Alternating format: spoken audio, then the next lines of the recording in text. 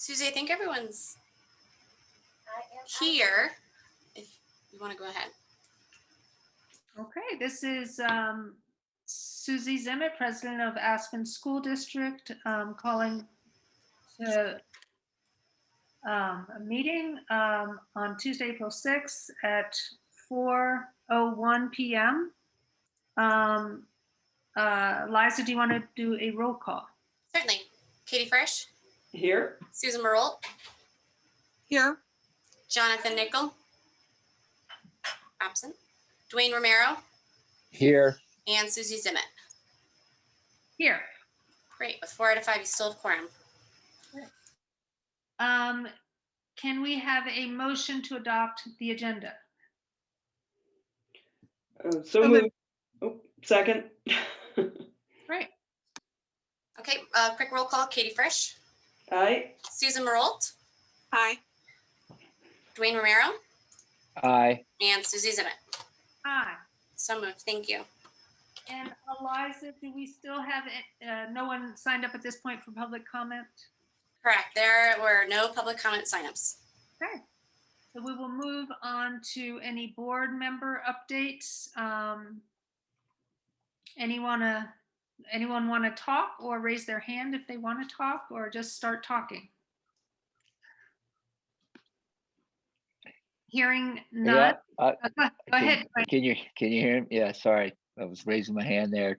On our consent agenda later this afternoon, we are approving a few contractual matters on some real estate acquisitions that we intend to execute on.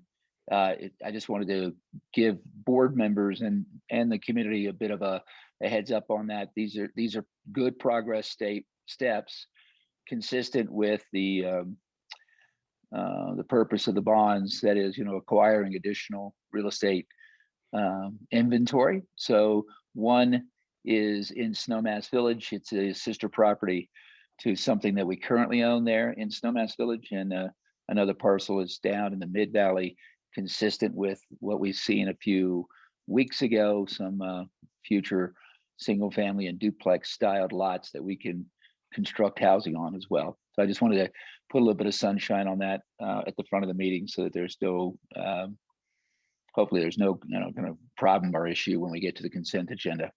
So thanks. Great, thank you.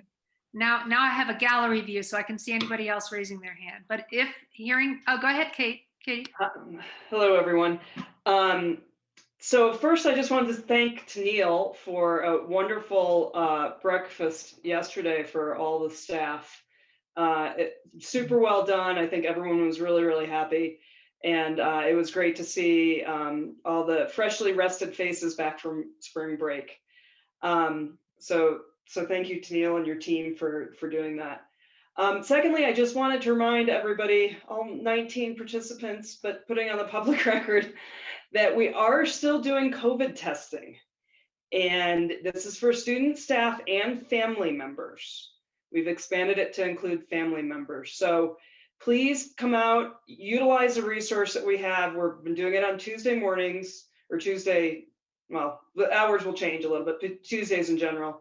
And I think it's a really, really important step to keep our kids who aren't able to get vaccinated yet safe. So please come out and utilize that. And we hope to continue to improve our quarantine methodology with Pickens County Health, and working on making it a safe environment, but also flexible environment for everybody. So that's Great. all I have to say.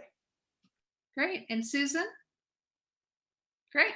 So, and I just wanted to mention, and we'll bring it up again in when we go to April 20th agenda items, but I'll just give a preview that that we have 6 board committees, and a couple years ago we talked about having an academic or education board committee, and we decided at that time to have the DAC agreed to have a academic subcommittee, and so we didn't do a board committee. But I would like to, and I had a brief discussion with Dave, and we'll put it on the agenda for the next meeting.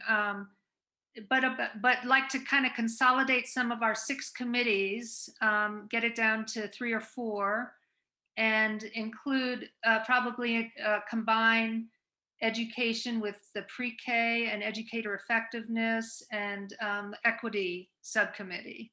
So I just wanted to put that out there now, food for thought for later. If no other comments, we'll go on to superintendent update. Dave. Thank you, Susie. And Eliza, if you'll drive the presentation.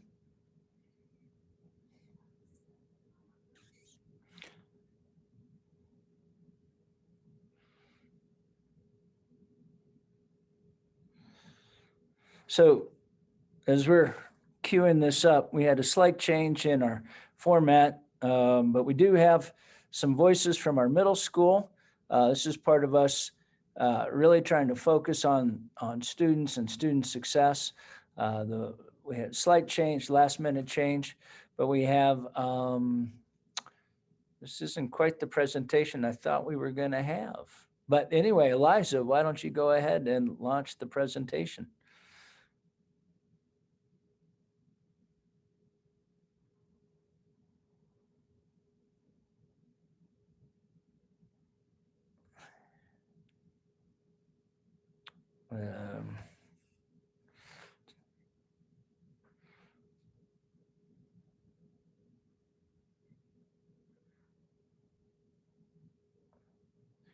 So technology, of course, is wonderful until it is. Can you guys hear this? Can you hear that? A little bit. Now we can. Okay. Let's start over again. This is Chris Kaplinski from the 6th grade. Hi, Board of Education. It's Chris Kaplinski from the 6th grade. Thanks for giving us a little bit of time to showcase some of our student voices. We've been studying down here in the 6th grade destructive and constructive forces, such as hurricanes and wildfires. And we've been integrating that with English language arts, so speaking, math, data interpretation, and science, just understanding climate change and these forces at work in the environment. So what we had students do is take a look at actual real data, such as this graph right here, looking at what's happening over time with, say, wildfires or hurricanes. And then they partnered with KD&K and the Andy Zenka Youth Empowerment Program. Special thanks to Hallie for setting this up with us down there at KD&K to do PSAs or public service announcements. So without further ado, I'll give you a chance to listen to a few of the students. Thank you for your time and thank you for all that you're doing this year. Okay, all right. Okay, now we have 2 voice recordings, if we can do those. Is that okay? Want you to help save our local ecosystems. We are 6th grade students from Aspen Middle School.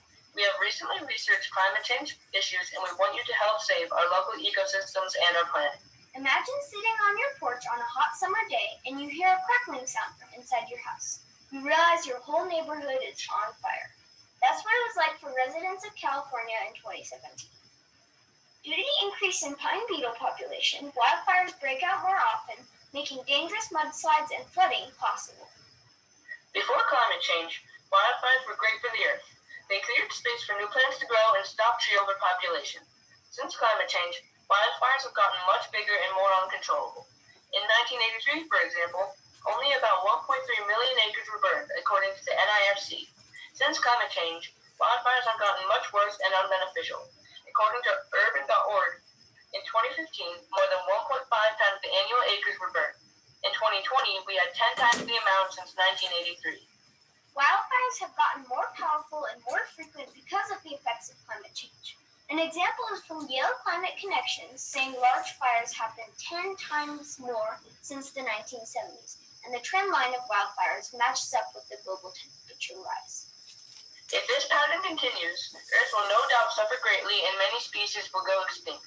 We say we love our planet, but we are all slowly poisoning it and everything on it. We need to take action now or we will never be able to restore it. This has been a collaboration between Aspen Middle School, the Andy Zonko Youth Empowerment Program, and KD&K. Thanks for listening. Okay, and we have one more that's about the same length. Is that okay? Okay. ecosystems in our. Hi, my name is Francis, and I'm a 6th grade student from Aspen Middle School. I've recently researched climate change issues, and I want to help save our local ecosystems and our planet. If hurricanes continue to get stronger, human lives will be at risk. Hurricane Dorian was a Category 5 hurricane that struck the Bahamas on August 24th, 2019. It was declared one of the most devastating hurricanes in the country. According to UCAR, in the 70s and 80s, there were 13 Category 4 and 5 hurricanes in the North Atlantic.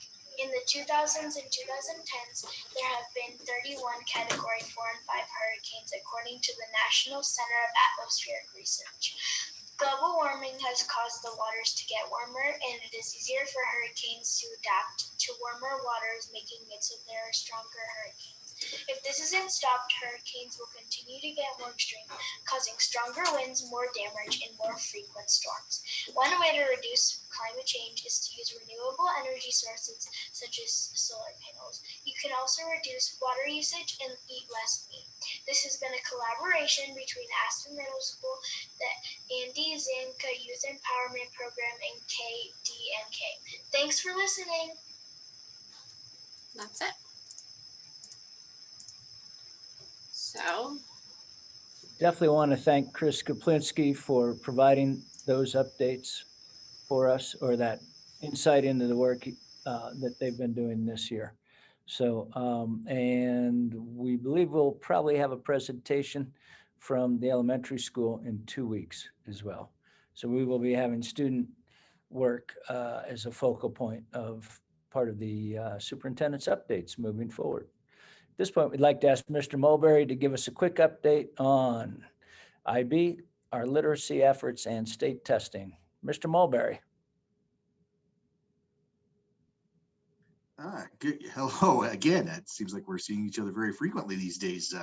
BOE. It was a great getting everybody back in the building yesterday. I think to have that wonderful breakfast by Tennille and having everybody give out those gifts. I got to tell you, the gift was a hit. A lot of people enjoyed their new lunch boxes. So just a quick update on some of the work that we've been doing as a team. I'll start with the IB initiative and just give you just some of the work that's happened there. I don't know if you're aware of the exploration team and its efforts right now. We have current around 29 members of an IB exploration team made up of members from the elementary school and middle school, and even some high school teachers are a part of that team. We've met over 9 times this year, doing everything from reviewing what the IB implementation looks like, to doing unit plans for the primary years program, to doing unit plans last week, led by Dana Barrow from AMS,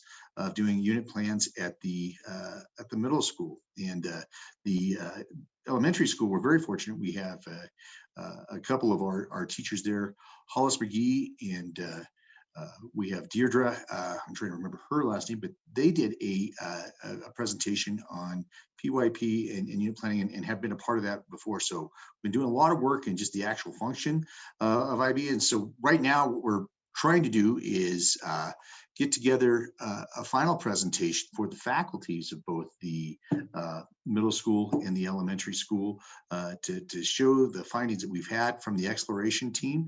And then our next hope will be to develop presentations for both those schools, and then a presentation for the parents, and finally a presentation for the board on everything that we've done at this time. So another thing that we're doing is creating an implementation plan, so you'll have a chance to see what that would look like and what that would look like, and then a timeline for a review there. So those are all things that are in the works right now for the IB program.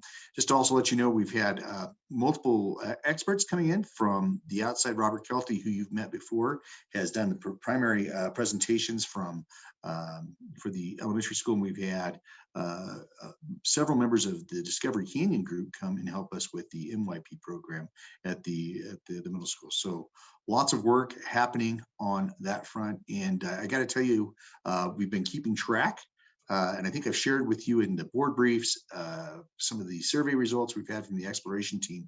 We've really seen a nice change in approval for the program as we find out more about it. And we're hoping to see that same positive trend as we do the rollouts at the various schools and with the parent meetings.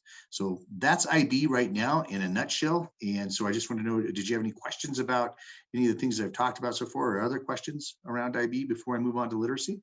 When you mentioned rollout, are you talking about like What it would look like, what it would look like if we were to roll it out. Obviously, it can't happen without approval or any of those things, but we want to make sure that everybody knows exactly what it would look like when we do it.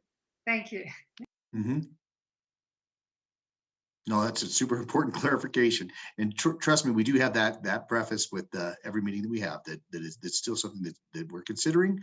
And there still has to be a board approval before we move forward. I wonder if we can have, when you're like halfway through before it's time for board approval, can we have a presentation? Can the board have a presentation so that we can ask questions that we may have?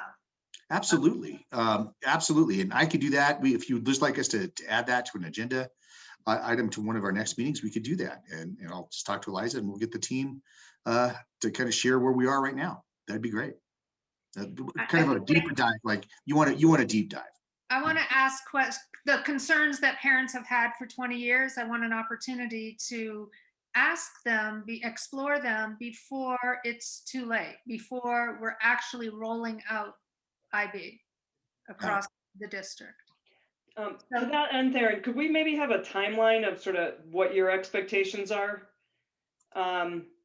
Just as part of the next update, just so we understand sort of what the process is, because I know as you get feedback, things change, and it would just be helpful for, I think, in linear fashions like that. Well, originally our board meeting, just to let you know, the original timeline that I shared with the board, we were supposed to be having that final presentation this month, but that has been kicked back quite a bit just because of the work that we had to do with the exploration team. So it's definitely being looked at, and tomorrow actually the team is meeting to revise the timeline. Okay. So Just if you could add that to your next presentation, I think that'd be helpful for us to just kind of keep track of it mentally. Oh, perfect. Not a problem. Not a problem. And then our literacy, just to let you know, we've been working with a team at the elementary school and along with some middle school teachers. Currently, we have a literacy team, and we have myself, Dr. Ba, Mr. Baston, Lori Anderson, Sarah Lowe, multiple people working to create a literacy plan for us. We have around 25 teacher members on that group. We've met approximately 3 times. We're working to create a lot of different things around alignment with that. I'll let you know, we did a deep dive into the curriculum audit around early literacy and had a chance to really examine some of the things that surfaced from Joanne Killian and her work. And we have found that, what's very interesting is we had a chance to do a jam board with our teachers. We asked, what are our strengths and what are our challenges? And what was great about that work that we did with the teacher team so far is it very closely matched the very same things that Joellen found in her curriculum audit. So it's always nice to have things reaffirmed when we're going through them and we see that we're on the right track. And just a reminder, our strengths in program right now, we have teachers that are passionate about it. We have knowledgeable teachers. We have an early literacy coordinator. We have the letters training that is working right now in the schools. We have a great MTSS process. And so those are our strengths that are happening. There's some work that's been rolled out by last year and this year by Lori Anderson, with an early literacy assessment tool that's been out. We have the MTSS work that's been done, a Haggerty phonemic awareness curriculum in the kindergarten and first grade, the Lexia core that's been started. So there's already some stuff that's in the mix, but the challenges that we're facing right now programmatically are what you guys know. We're not aligned. There's often not enough PD for the new staff coming in to be inculcated into what they're doing. We don't have a belief around literacy that's necessarily aligned. So there's some work that still needs to be done with that. Early phonics is not consistent right now, and we're seeing that showing up later on later assessments. So there's some work that needs to be done around that. And creating clean transitions from grade to grade is also some work that we're wanting to do, and just really figuring out how the MTSS can be more consistent grade to grade, and how we make reading a focus all the way through K-8. And so we're taking a look at, can we find one resource that works for all of those things? Can we find one resource that works for one particular type grade levels, and can we tie those things together? But right now, some of the preliminary work for the team is figuring out some curriculum evaluation tools. So perhaps we could do some, our thinking is to do some early pilots of some of those literacy resources starting next year, so we don't have to wait another year for an adoption. So we can actually start looking at some of those curriculum tools starting next year. So that's where we are with the literacy program. But great progress, and we're very excited about that work. And I just got to tell you, that's another team that we've just received a lot of positive support around that work. So we'll have a lot more to share with that, and pretty much the same issue that I have with IB. We're trying to figure out those timelines for you. I'm trying to iron those out. It's just so tough during the pandemic to get everybody, one, moving in the same direction, and two, to agree on a timeline is tough when we haven't agreed on what all the problems are yet. And so that's a tough thing to do. So we're still doing a lot of that work, and I just got to tell you, it's so wonderful having Dr. Ball to be a part of that, because you guys know my early literacy training is probably one of my toughest areas in this position. So it's great having all these wonderful resources from Dr. Ba, Lori Anderson, Chris Baston, and Sarah have been great in making this work tangible. So Darren, I know I've asked this before. I just want to make sure that any work we're doing in looking at new curriculum in literacy would be consistent with the direction in IB. That's correct. I know correct. I've asked before. I just like to reiterate that we're, and I think we're looking at everything that would be a part of that it would work hand in glove, because that's one of the things. We would not have anything that would be inconsistent or philosophically not aligned when we're going through it. If you notice that in each one of the breakout groups that we've done, that's one of the biggest problems, and probably the first thing that was noted by Joellen was the fact that we don't have a common philosophy around these things. So that's obviously something that has to be hammered out as we move this forward. But thank you, and I agree that needs to be top of the list. Well, and then just one other aspect of that is, and I doubt this is going to happen, but as you're evaluating these different curriculum and ways to address literacy, if there's stuff that comes up that is inconsistent with IB, something that looks really good that is inconsistent with that philosophy, I think that might merit consideration as well, as you're doing both of them, which is great. So, but if we're seeing any red flags as you go along in your literacy, well, I just think, and just remember, IB is a curriculum framework, and we're looking with the literacy pieces at curriculum resources, and so we can they do have a little bit of a difference. But you're right, if it's a very wide umbrella that can for the resources that can fit under the IB philosophy. So that's one thing that we're fortunate about. But you're right, if there's anything that would be that's a great resource that we'd want to consider, we would look at all of them. We'd look at all of them. And there's a great, right now we examine 3 different curriculum evaluation tools. And so we're really thinking about how we want to evaluate the resources that we're selecting for early literacy. So that was a lot of the work that we did last time. So I think in the next board docs, I'll share the presentations with you guys, so you can see exactly what's going on meeting to meeting as we're going through. That'll also help, I think, bring along with some of the questions we're having. And the Jam boards are great. And instead of having the little post-its in the poster board, you will actually have a chance to take a look at exactly what the feedback is to the questions that we have in the meeting. So it's been a great way of informing our process. Tough to do virtually, but we're getting it done. So we're excited about that work. And finally, I think you've all heard, I think I saw that you were copied on this, but just to share if you haven't, there's quite a big change in testing in Colorado that's going on. So we're currently crafting a CMAS communication that will go out to all the parents right now. Colorado applied and received basically students in grades 3, 5, and 7 will be taking the language arts test for CMAS instead of both the language arts and the math test. And then grades 4, 6, and 8 will be taking the math test. One of the caveats, and then 8th grade is also still required to do the science test. And I should also throw this out to you that parents can opt in for both tests. So as part of the state of Colorado mandate around this, and part of our communication and outreach that will be sent tomorrow will be that parents have the option to opt in to both sessions of the test. Now that presents a lot of logistic challenges for districts to figure out what the rooms and all those things look like, but the district default position, as per myself and Dr. Ba, are that we are really encouraging parents to opt into both tests. We'd like to have this information as a data point, and we'll be giving the test anyway. It just makes sense to tie all those things together. So that's our current philosophy and thinking around testing. And just, I guess, is there anything else I wanted to share with you about that? We'll try to get that opt-in stuff. It has to be due soon because we have to start putting together all of those rooms. The CMAS tests are in my office as we speak. So we're trying to figure out what and how we're going to get all of those rooms organized, because you know there's a lot of crafting and work that has to go into that on the part of the elementary school and the middle school to get those rooms organized for this. So we need to know who those students are going to be that opt into the test as quickly as possible. So we're hoping to have a turnaround time by no later than Tuesday of next week.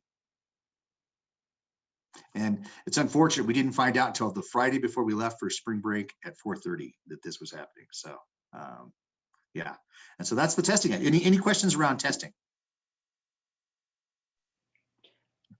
Okay, that's it for me.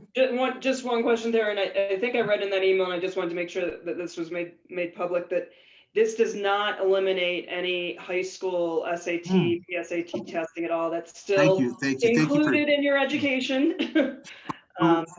Completely unaffected, other than the science exam being eliminated from the 11th grade with the high school. PSAT 8, 9, PSAT 10, and the SAT are all being offered as per usual and on the same test dates as before.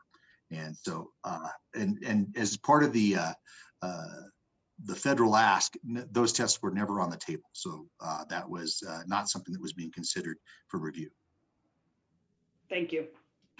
No, thank you. I think people need to know that. We probably need to make sure that's in our communication too. Yeah, thank you. Yeah, and I want to thank Theron for all his work around this. The state testing process is just as, it's a behemoth, and it's consuming an incredible amount of bandwidth in a time when there isn't a lot of spare bandwidth. But, you know, Theron's wrapping his arms around it and, you know, was in counting tests over break, and really appreciate it. But I do want to underscore this point that we are recommending the parents opt in for both tests. This is evaluative of teachers or of schools, but, you know, we think it incumbent to try to figure out exactly where we are right now as a result of COVID-19, and, you know, can only help us be better next year. And it's very useful data points. In general, I'm not a big state standardized testing fan for just a myriad of reasons we can't get into now. But at this point, we think it's a really helpful and useful tool in our tool belt moving forward. So could you guys maybe articulate, sorry, Dave, could you maybe articulate how you're going to use it in that parent communication so they understand? Sure. Yeah, and that is part of it. We'll make sure that there's some standard boilerplate language that the state would like us to use in the communication about the opt-in language, and we'll follow that. And part of that, Katie, is the explanation of how that'll be used in the school performance framework, and why it's beneficial to have your student take both tests, because then there's a capability of doing a growth measure for your own child. So there's a lot of great work around that. When do we typically get those back from the state? Because I think one thing that I continually hear from parents is, so my kid took this thing in April, yeah, and when I registered for classes at the end of August, that's when we got the data back. that's when it comes back. It's an autopsy. And so it's after the fact when you'll receive that data. I did want to say one other thing that's kind of important. Even though the 11th grade science CMAS is not occurring, they're going to use the science section from the SAT in the calibration and calculation of the school performance framework this year for science. So it's still not being lost. Science will be measured but by SAT. And I hope the state takes that as I really like that as an option, because that would eliminate CMAS altogether for the high school.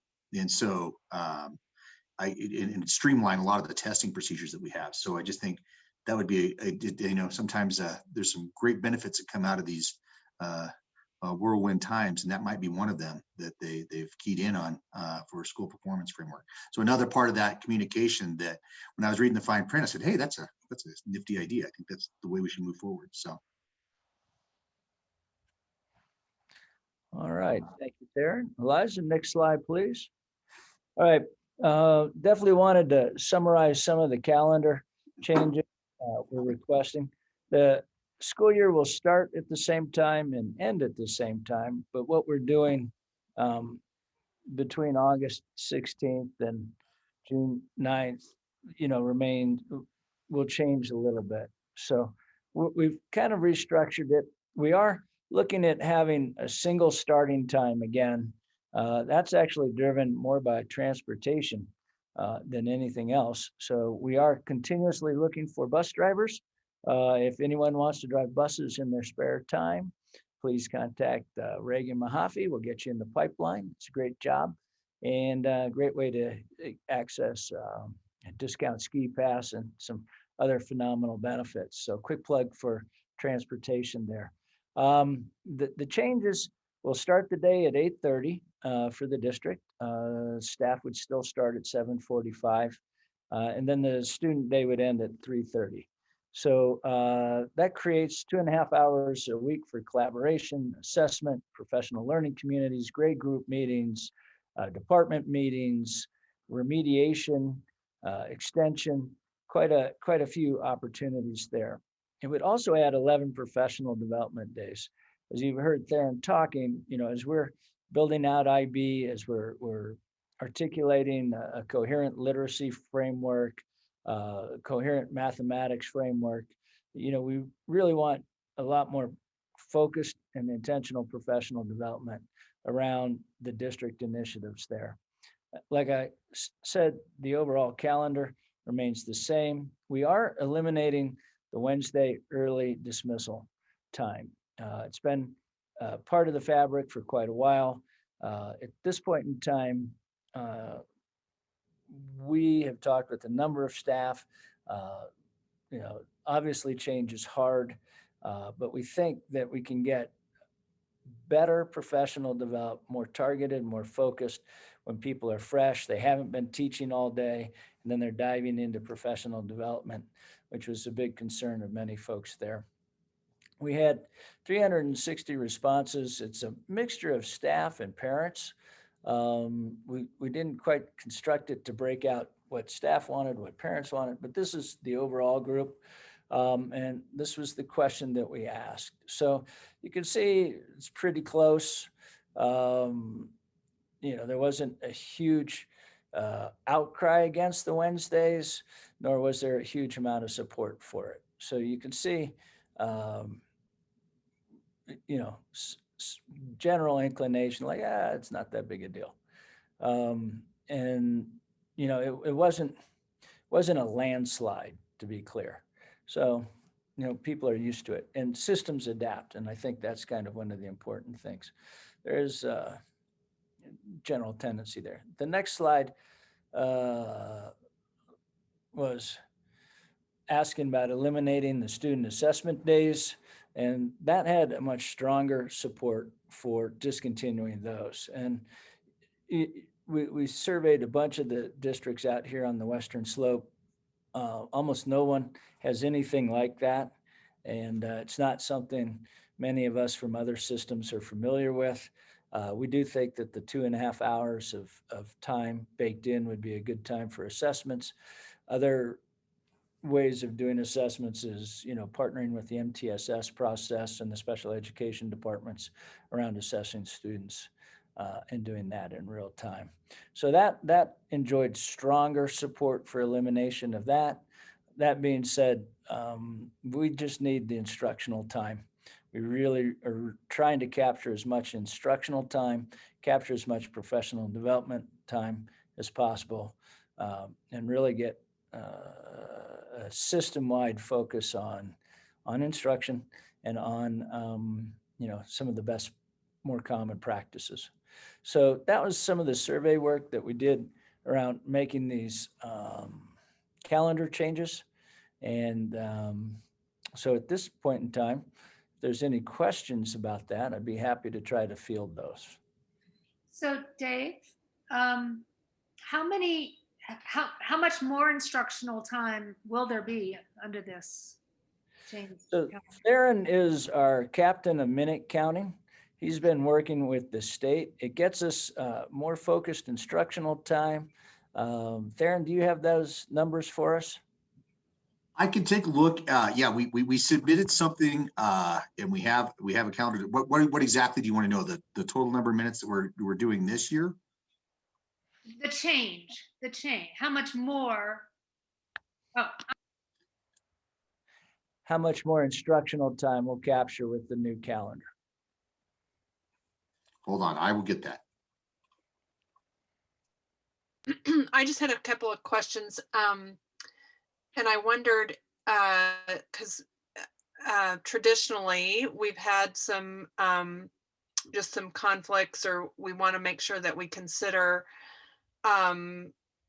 Jewish holidays, CHASA calendars, and the high school outdoor ed. So I just want to make sure that those things were kind of looked at, and that there's enough time before school starts to get ready for outdoor ed or ex ed. And then we did receive feedback from AEA just right before the meeting. So I don't know if you've had a chance to look at that, and there are a couple of really specific suggestions that may not, I don't know if they're a big deal or not, but I just wondered if you had a chance to look at that as well. AEA had shared quite a bit of feedback with us early on, and Eliza and I took a fair bit of it and have baked a lot of it into this proposed calendar. We did get some feedback also around Jewish holidays, and we are looking at making sure that that is in alignment. While that's very important to us, that we recognize our Jewish students and respect their religious inclinations. And then I know Sarah has been working with her teams around the schedule there, and I think we're in pretty good shape. Like we said, the overall calendar isn't changing a whole lot. It's mostly how we're repurposing like the early dismissal days on Wednesday and then the assessment days. We did tighten up the parent-teacher conference days as well. And we got a lot of feedback, and we are suggesting that we do parent-teacher conferences virtually, even when we're in a non-COVID time, for greater participation. And, we heard from our professionals that it was a very satisfactory way of doing parent-teacher conferences. You can start on time, you can end on time, you can cover it. Parents can come in from wherever they might be and participate in that parent-teacher conference. So from a time perspective, we're pretty excited about that as well. Sarah, do you want to speak to the calendar and the projects you're working on? Sure. Well, Susan, to your point about ex-ed, we do have some professional days at the beginning of the year. So I do think it does work out that people will have time to prepare. or that's fingers crossed. And we're doing a lot less travel. So I think that helps. And then as we start looking at the calendar with a little bit of that later start, we're still going to try and figure out how to incorporate maybe some time in the morning, like Dave said, about enrichment and and remediation time, but then also to have not the exact same model we have for crew, but to have a time where these grade levels can get together. So for example, when all 11th graders are working on a CAS project, how can we gather them easily? So we're looking at that. And then we are looking at the bell schedule that we currently have in place. The overwhelming feedback from students, parents, and staff is that 8 periods allows students to have more access to more courses. So if we have an 8-period schedule, that means students can still do full IB diploma and be the editor of the newspaper. So we're looking at that and trying to figure out the timing there. And I'm double checking minutes with Theron. So hopefully we'll collaborate, and make sure we have a schedule that works for everyone. But the 8 period was really the overwhelming feedback that we heard from people, so that students have more access to electives. And if we can align a little bit more with the middle school, we'll be able to ease the ways in which students can then come and take a course that they might need if they're in 7th or 8th grade. So I think that's the short of it. Did I miss anything there, Dave? That was a pretty good encapsulation there, Sarah. This has been part of an ongoing conversation the cabinet's been working on for several months. We've been kicking it around, discussing it, poking holes in it. AEA is definitely let us know exactly what they're thinking about it. And like I said, some change is hard, but this is actually, while a little heavy on the professional development side, and if we had to, we could reel some of those days back into the minute count. When you're looking at IB implementation from kindergarten through 12th grade, when you're looking at a new literacy initiative, when you're tightening up the mathematics programs, there's just a world of work here. And, candidly, I've been through a number of teacher prep programs, and I have found good professional development far more rewarding than my teacher prep programs. So, while I can't speak for everyone's, I know there's some phenomenal ones. As we're tightening up and aligning the district and heading in this direction, this time would be really helpful for the district. And we think it maintains much of the best of Aspen school districts. It'll have time for the vertical teaming. It'll have time for teacher collaboration. It'll be in a different bucket in the day, but they'll still have time for it. So Aaron, how'd you make out on those minutes for? I texted her. 72 hours is what I was thinking. Validating over that number.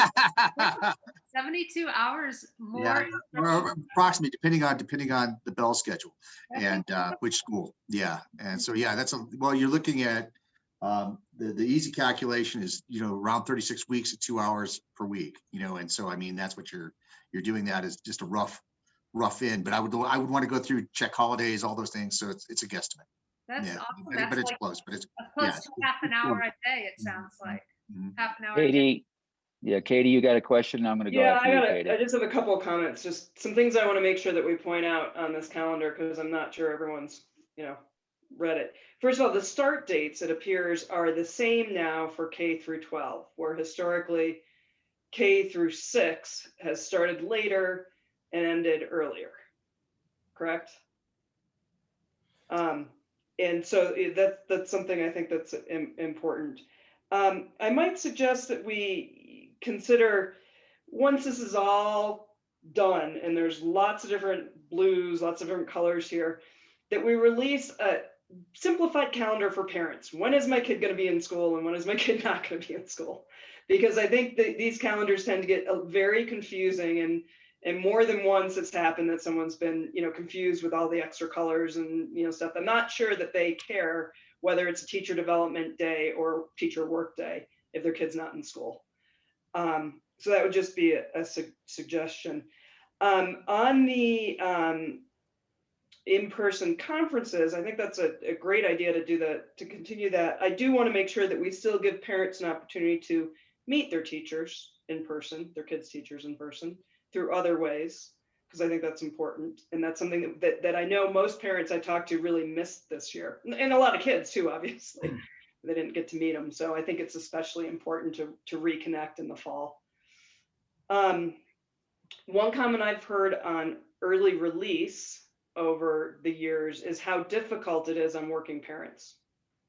And that, you know, even if the kids have something to do, especially in the elementary school, it's been very difficult. So it's interesting to see those numbers, and I'd be really interesting to see what the feedback is when we publish this before we finalize it for the community and communicate that. On the Jewish holidays, I just wanted to point out to the community that, you know, this year with the high holidays being on the early side, we again run into the every 3 or 4 years 8th grade outdoor ed issue, and that is being looked at least. I brought that up, and I want to make sure that that the Jewish community understands that is being addressed, because it's always a concern when it pops up that those holidays are so early. Then on one more thing. On the other groups on the early release thing, I'm going to go back to that. There's a lot of organizations in our community who provide activities on Wednesdays that, you know, I would hope we would communicate with and inform and work with, so they understand that this is coming and they're not, you know, surprised by it. They're mostly not for profits as well. So I think, you know, being a good neighbor to them would be really important. I'm sure that's going to happen, but I just wanted to point that out. And then we already talked about a schedule. And then on the assessment day drop, I mean, that's also another thing that I've heard from a lot of parents about over the years. And I know there was some pushback from my quick read of the AEA comments, but I know a lot of parents have been frustrated that their kids are never part of that. And then it's yet another educational day lost for their kids when they've never been called in for assessment days, and it's not everybody. So I think it's a really interesting idea, and I also look forward to hearing more parent feedback on that when the calendar is released. So okay, that's all I had. I got a couple of comments too. Great. Yeah. So if I can, Susie.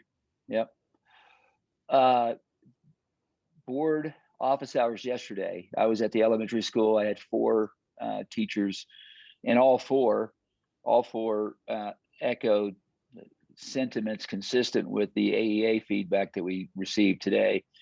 So they must be coming from that group of the naysayers from your survey. But I think the comments are consistent enough to suggest, to me at least, that you don't have enough kind of organizational buy-in, some sort of bottom-up consensus built to have some lasting success and some achievement on this transition.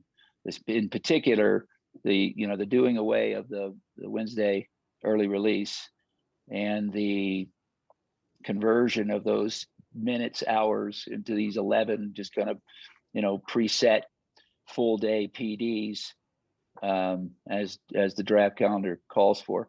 That those movements, those suggestions all came up in all 4 of my teacher conversations.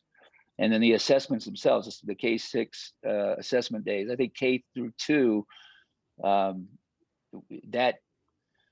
that group of teachers, and I think the development of literacy and the progress of each student's movements and progress, those assessments are vitally important. I know that we've done them for years, and I think the comments that have already been made about the inconsistency perhaps, and maybe not the full subscription and participation perhaps, those are out there. But I don't believe that you've had enough time to build consensus sufficient enough for a lasting successful change.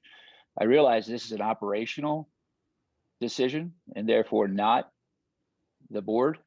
We can ultimately approve it at an action, but this is clearly owned by the organization and the organizational leadership. But that's my feedback, and I hope and trust that some of this will be taken into deep consideration.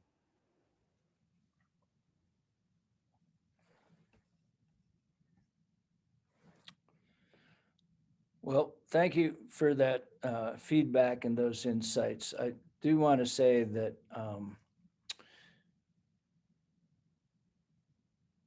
it's been hard to get consensus on just about everything this year. And I think the pandemic has made it really hard for us to run a campaign of any sort. We do know change is hard. This is a calendar that has been crafted with the best professional judgment of many of the leaders in the district. We reviewed many other practices of our comparison districts. We are making a recommendation to try this for the year. We will communicate it clearly to our strategic partners who support our children when we aren't supporting them. We will communicate it clearly, or try to communicate it clearly to our parents, and we'll be working with our communications coordinator once it's approved. We did try to get this to this board as quickly as we could once we had vetted it as thoroughly as we could. And, we did share this with AEA, and we do take their recommendations very seriously. We can't, how do I say this? In this district, I don't believe that I will ever be able to please all the people all the time on these things. So that being said, the recommendation would be to approve this evening. To our friends in AEA who don't think that this will work, I would ask them to try it for a year. And then I would like to go to a larger committee next year, earlier, hopefully in a more normal time, to continue the calendar conversations moving forward. I don't think that this is a decision that is being made arbitrarily or capriciously. We think this meets many, many, many of the needs of the organization.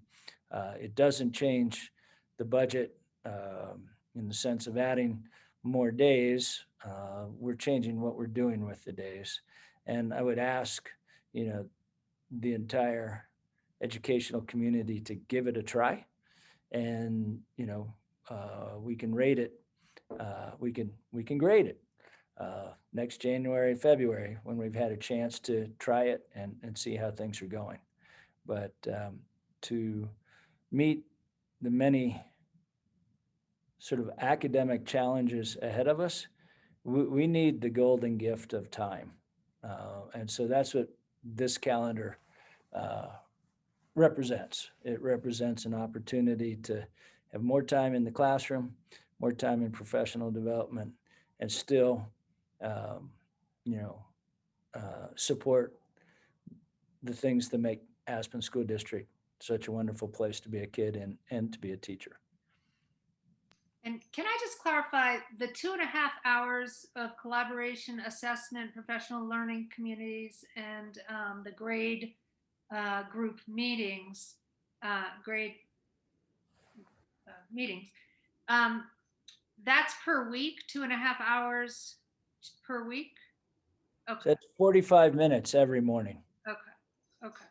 So that's sort of equivalent to the early release, isn't it? That extra time. Yeah, it's sort of, kind of, within a few minutes. And then in addition, there are 11 more professional days than they would have had. Is that correct? There was one professional development day in the calendar that was approved by the prior that was recommended by the prior administration. So we've added, 10 to that one. But we have a lot of lifting, if you will, around literacy, around IB, around a number of other things. So there's a lot more professional development time, and there's about the same amount of collaboration, assessment, professional learning group. That's as they would have had with the Wednesday release. Is that a good summary? I think that's fairly accurate. We just can't keep doing everything the same way we've always done it and take on these new challenges. Dave, could I ask you to just speak to one more thing, which is indirectly associated with our partners in the community and our children, is, there obviously some concerns will come up from different community members about losing the time Wednesday afternoon that a lot of kids use for competitive athletics and those types of things. Could you just, I know it's early, but could you talk a little bit about sort of the theoretical plan for some of the more serious athletes in high school and late middle school, and kind of how this schedule would work for them? Sure. One of the things that we've learned this year is that school doesn't have to look the way it looked for the last 100 years. And so one of the things that we're working on is being more flexible while maintaining high levels of rigor, right? So one of the things, and you heard Chris Durham talk about it here a while ago, I asked him to look at what are called high flex classrooms. And he's got a few things coming online. We've received a $60,000 grant from CMC that they got through the state to create these high flex classrooms so that students can, in high school and middle school, they could spend the morning on our campus in our brick and mortar school, and then they could go do what they are passionate about and what their family supports. And it could be high performance athletics. It could be possibly flying later in high school. It could be an incredible internship with CFO Linda Warho. It could be really kind of nifty in terms of creating new ways of thinking about school. But a youngster in this new model could have periods, the first 2 periods of the day under Sarah's watchful eye, roll out to whatever their specialized program is, and then they could pick up the courses. They'll be recorded and archived, and then they could, complete the course work that they missed. So if they have a season or if they have an event, they can, get it asynchronously. If they're waiting in Dallas-Fort Worth airport, which seems to be a big place to hang out and wait when you're trying to get to and from Aspen, you could remote into your class and take it there. Or, you could catch it later, there. So we are working on that. We are working on that aggressively. And so that would also dovetail nicely with the new sort of calendar. It's consistent chunks of time over our school year, and it's not as choppy and changey as the early dismissal day on Wednesday. So if someone is a high performance athlete, and I know we do have quite a few of those, they could very easily get periods 3 and 4 or 7 and 8, that evening, or if they get a chunk of time. Does that answer your question, Katie? Yeah, it does. I think I want to make sure the community understands that we're looking at alternative learning models, and that, there are other ways to address some of this. And I, for one, I'm highly supportive of finding more time on task for the kids, and for, I'm not going to say to make up for this year, because that's impossible, but to make sure that we're able to provide that rigor. And then just one other point that I think came off as a little confused from your question, Susie.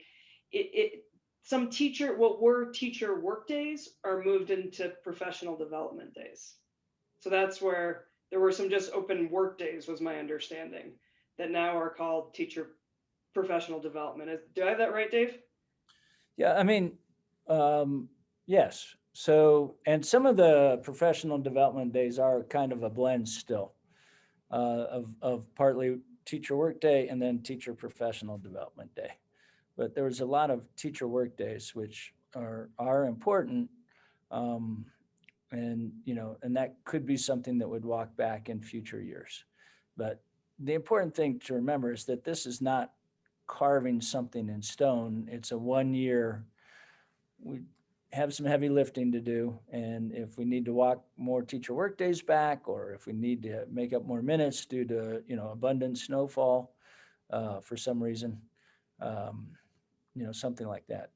Oh, and one last thing I noticed that didn't come out is that the cottage hours have been extended as part of this as well. To provide, as the hours have changed for the teachers, the cottage, it looks like it's starting 15 minutes earlier and ending 15 minutes later. Is that correct? I thought we were consistent with the cottage hours. Eliza, did we change those for some reason? No, Katie, those were always 15-minute buffer on each side. Oh. So it will still, they'll still be open at 7:30 for the staff and then at 4 o'clock. Well, apparently my husband, when he's subbing at the cottage, is leaving 15 minutes early. Sorry about that. Linda, if you would dock Adam's paycheck for it appropriately, that would be Please great. do. Sorry about that. My mistake. No, I think those are his contracted time, so he's good. So I'm just going to reiterate once again, if Dave, if you're looking for action this evening, my position is that you'd be wise to defer the decision and the action and go back and secure a bit more feedback and some discussion and maybe even some consensus build. And I understand full well, and I think a lot of people in the community also understand full well, that this is not a unanimous type of decision, but I'm suggesting that you build more basis of support within the organization that's responsible for delivering the product. And that is obviously our teacher cadre. The feedback I received just as recently as yesterday had some critique around kind of the disingenuous, hey, we're going from 1 to 11. And I'm glad that Katie shed some light on the conversion of the teacher work days into professional development days. That's truly the technique that's here. And by the way, I don't disagree with what you've described. That is to say, professional development plus some work day, just some general work day, work time for teachers to either catch up or stay abreast with the pace and with the curriculum that they're trying to achieve with their kids. That makes tons of sense. And then I heard criticisms of, kind of going back to 11 straight days of professional development and just kind of dropping them in full bore, a full day of professional development. It's kind of an old school model. One thing that the early release provided for was a regular rhythm of bite-sized improvements, bite-sized collaboration, bite-sized data that could be measured, monitored, and used to affect adjustments and coordination within a class or an actual section.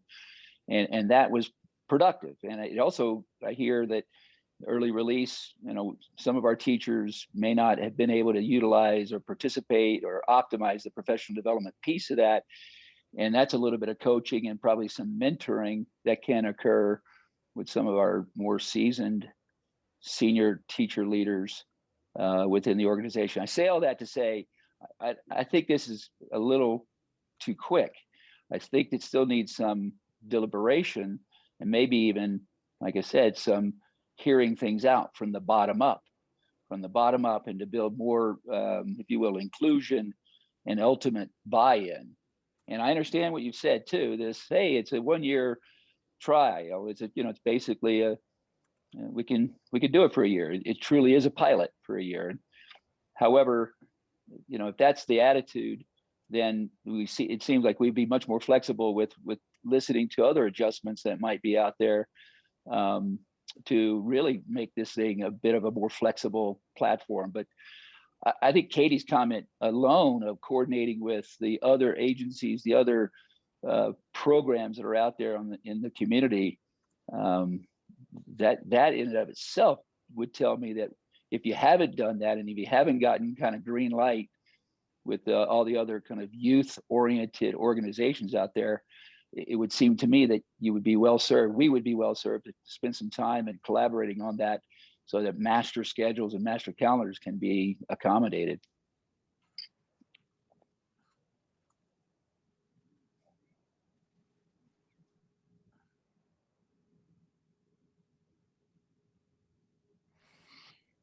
Anyone else? Go ahead, Dave.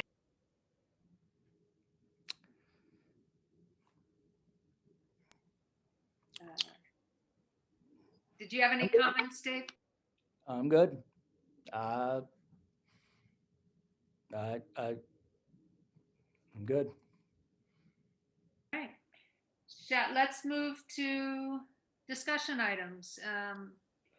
Were we gonna, David asked for a vote on this, is that, and I know Dwayne is not supportive of that at this time, but is that something that's on the? Yep, 7.2 is a vote, is in action item. Oh, there it is down there, sorry. I can't see the agenda at the same time as you guys, I get get lost. There, you can print it, you know. Waste of paper. And then recycle. Anyway, discussion item 6.1 bond update. Is that Dave? We're gonna let Linda have that fun. Hello, I hope you all can hear me all okay. I'm going to try and share my screen a bit. To give you an update on the bond, we asked SiteLogic and Gateway and Cunningham and Gilbert Sanchez to put together, like, just give us a brief update on what you guys have been doing. And I wanted to share the slide with you because it kind of, it made me smile on all the stuff that is happening. Here, I'm going to share it right here. Can you guys see the screen I'm sharing? I think you can. It's a very busy slide. As you can tell, they're very busy people. I mean, the whole group, they're just trying to come together and see, you know, Cunningham Group and Gilbert have been working very close together, bringing SiteLogic and Gateway up to speed on what work and what discussions have been happening. So busy stuff happening, sharing and bond planning.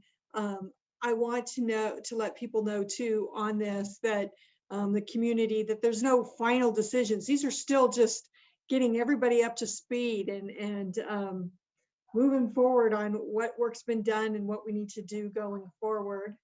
The second slide in here, they've put some due dates and some times up here on things. So it's moving, and it's moving at a very fast pace with a lot of work that's being done. So those are my two busy slides that I wanted to share with you on the updates. And I just didn't feel like it was fair to sit and talk about all the bullet points on there. So Linda, has the facilities sorry to interrupt, but has the facilities committee met yet to discuss whether we do need to do half the things or all the things that are in that list that they're spending all this work on, doing all this work on? And no, actually what this is just trying to get their hands around what previous work has been done, Susie. So they're trying to, the four of them, SiteLogic, Gateway, Cunningham Group, and Gilbert, just getting all on the same page. And then there will be facilities groups brought in, timetable stuff. The other big piece on this that's kind of been waiting on a little bit is the money, right? And so that brings me to the next point. We will be closing, and it feels just like closing on purchasing a property. It's a lot of signatures, a lot of paperwork, and we will close on Thursday morning. So very, very exciting on that. And yeah, so a little over $114 million will be transferred into a C-Safe bank account, saving account.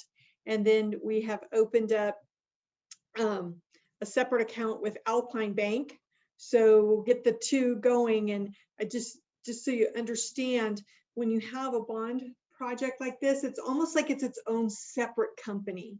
You can't commingle the funds in with our regular general fund. So it all moves into its own fund, own bank account, own spending. All of those things are tracked.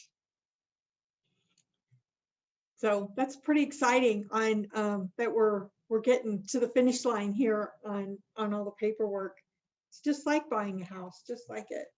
The other thing I wanted to let you know, that coming up in the next board meeting, you'll have a budget proposal for the bond, because we have to revise our budget resolution, because until you vote on appropriating the funds, if it came to the end of the year, we would be out of compliance because we've spent funds that you all haven't voted on for us to spend yet. So, and I know it sounds like a lot for only a few months left in the year, but we do need to come out and revisit the bond payment fund, and then we'll have a new fund that you've never seen before, a capital projects or a bond spending fund, capital projects fund. So look for that in the next board meeting.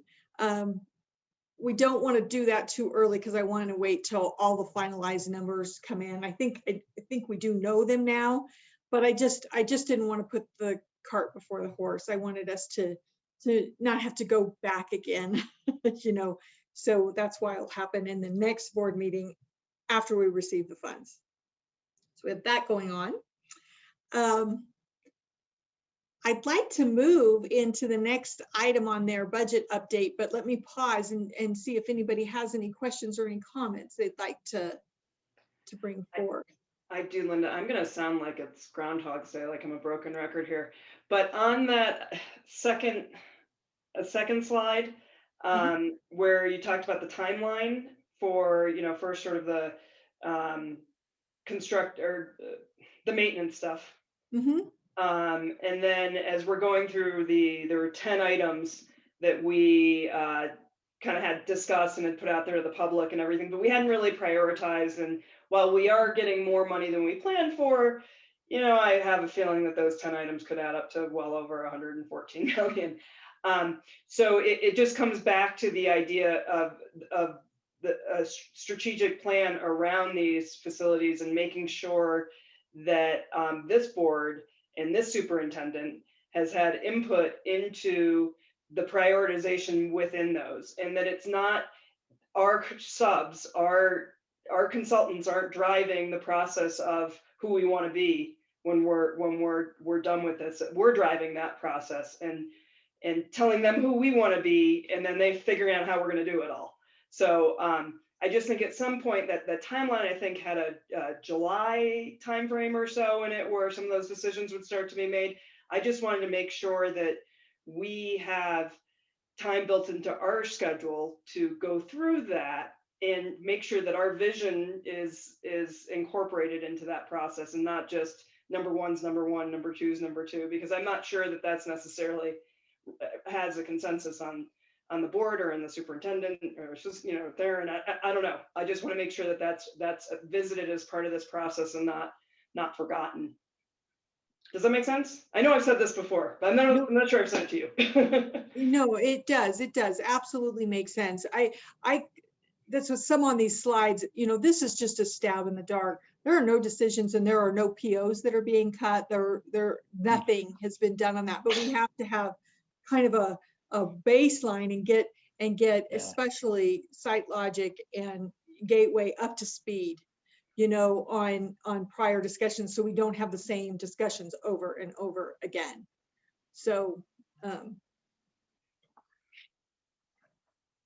you're I- laughing at me. Yeah, I'm digging it because and Linda just described it very well. But I think Katie, your point's really well placed, right? We wanted to make sure and affirm things do change. Leadership has changed. COVID's has changed things, and you mentioned it before. We probably do need to commit to like a work session, if for nothing else, to update, reconfirm, modify and adjust where necessary. Check back in with that there was a facilities leadership team, which was populated, thank God, with a lot of good, bright students and some really dedicated professionals from within the organization. So checking back in, making sure we're feeling comfortable, confident. And by the way, we are on a game clock. Like Linda said, we're on a game clock that we need to be cognizant of to kind of move, not recklessly, but we got to move with a good purpose and intent. To be most effective. I want my pause on it. I haven't had any input into the facilities. No. Yeah. Yeah. I'm not suggesting that we don't give a pause. I'm sorry. In order to go fast, you've got to first go pretty slow. And again, it goes back to the calendar. We have to build a sufficient amount of buy-in so that when we say go, everyone understands and knows exactly where they're going to go, and they can move fast. And they got a lot of internal coordination because they know the game plan together. That's the same thing for this amount of work for construction and development that we are facing over the next 4 to 5 years. So one other thing, and this is related to your comments at the beginning, Dwayne, as well, on the housing. What I would really like someone to do, because I'm not organized or smart enough to do it myself, which is, could we have one place where we have the list of stuff that we're buying and how many units we're getting and where it is, and in one document as we keep adding to it, because I'm lost and I don't know it's a good point. where we are. Yeah, it's a good point. We'll work with on the Gate. website. Bingo. Good point. Yeah, for public consumption. But we'll work with Gateway and SiteLogic to develop a kind of a master scorecard that does illustrate, physically what we're looking for, how it lines up with the intel, all the survey work that suggests what the organization wants and needs, and then start to populate that scorecard. And thus far, you're right. It's been just a little bit opportunistic, just knowing there's a couple of pieces and assets that are out there that were just perfect alignment. For example, the condos on Main Street, the new, worker housing there on Main Street that just got developed. Those were perfect fit for our organization. That was opportunistic, and I'm glad we jumped. But we can step back and create a kind of a master scorecard that can be published, updated, and regularly communicated. Yeah. Yeah, I think that would be wise. I mean, not just for board members who, as we're going through and approving stuff without the context of what else we have. And also, as part of that, Linda, I know you have some great presentation of what we currently own as well, right? That needs to all be tied together. This is what we own, this is what we're buying. And then from a process perspective, as we're considering in the future build projects, we know what fits in, right? So clear communication on that. I mean, maybe we have a district housing section of the website or something that makes sense. I don't know. Since we're spending so much money on it, it would probably make sense to do. And we do have an open position that we're working on for like a project property manager, for lack of a better word. I keep calling it my fixed asset accountant, but I know nobody else wants to call it that. So that's no one's going to take that job, Linda, and you call it that. Maybe that's it. I'm not a good marketer on that piece of it. Good. Now back to Dave's comment that there would be no students over here wanting to do some work over in finance to get classroom credit. But no, but we do have that position, and that person's going to be very vital in this whole housing mix too. Identifying needs and that. So Katie, has your new facilities committee scheduled a meeting? I know it's chaired by Jorge. I'm not in charge of it. No, I have not seen. I may miss something, but I don't believe so. So I was hoping that the facilities committee would report to the board so we could revise that strategic plan, facilities plan accordingly. So I was hoping that that would happen relatively quickly, or the board can just revise that strategic plan itself without the input of the facilities Well, committee. I think they need to be, I mean, my personal opinion is you can't have a facilities plan that's not integrated into a strategic plan. You 'Cause want to start with the board discussing it before the facilities. I think we can kind of go through both, but I don't think the facilities committee should be making strategic decisions. They should be providing information. I think the strategic decisions on who we want to be when we grow up and what do we need to accomplish that, you know, that's finishing, crossing the I's, no wait, crossing the T's and dotting the I's on the plan and making sure that the facilities fits into the strategy. So I think facilities can get started, absolutely. I don't think it's it's not a zero-sum game here. It can do both things at once, but I think that's a Dave thing to if that's being chaired by Jorge, that we need to get that moving. I don't want to chair another committee. I can tell you that. No, you're not the chair. Jorge is definitely the chair. I just want to put it on our agenda if we're not going to have a facilities meeting, committee meeting soon, then we need to discuss this because our consultants, Site Logic, Gateway, Ari Mock, Carrie Ellen Mock, they're spending time discussing old plans that we've never touched before. This board has never discussed, and I don't want them to spend any more time discussing old plans. Well, perhaps that committee should at least be part of some of that, so this committee understands what they're talking about, because having sort of the people who they're working for us. I think we need someone working with them to understand to get everybody up to speed at the same time. It would be more efficient, I would think. Right, that's what I'm trying to do. I'm trying to get us there before they spend any more time on stuff that we're going to toss. Well, we're not necessarily going to toss it. I think it's more tweaks, honestly. But I think it makes sense for that committee. And I can't even remember who else is on that. Is it you, Susan? Yes. Yeah.